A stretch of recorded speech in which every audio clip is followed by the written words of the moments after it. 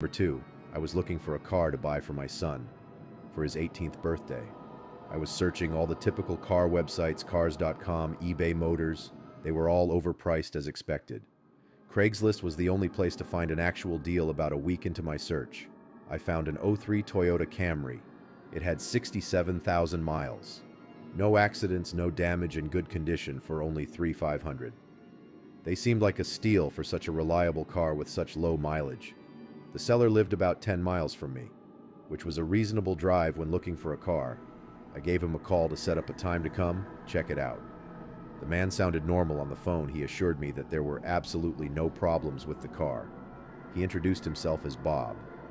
I brought along $3,500 in cash, even though I planned on wiggling down the price as much as possible. I pulled up the dirt road to Bob's property about 15 minutes early. It was a tiny little house with a decent-sized property, only because it was a bit far from the nearest neighbors.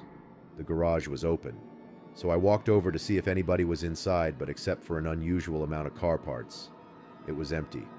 The car was nowhere in sight. The only car on the property was an old pickup truck. I went over to the front door to check the house numbers. It was the right address. The doorbell button was missing, so I knocked on the front door. I knocked for exactly 5 minutes before deciding to give the man a call. So I dialed his number and I heard the sound of a cell phone ringing from inside the house.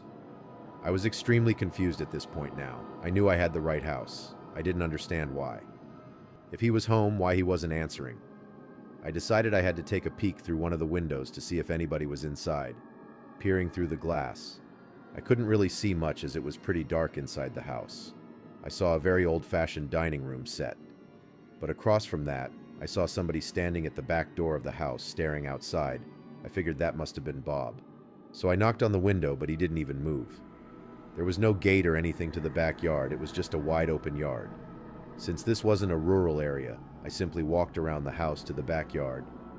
I didn't understand how he couldn't hear me. Music. When I got to the back door, I made a shocking realization. The figure standing by the door was a taxidermied human being. I ran straight back the way I came and back to my car. I looked up one last time before driving off the blinds to the window I had peeked into. Had been shut, but I could see 2 of the blinds bent open. Somebody was at that window watching me.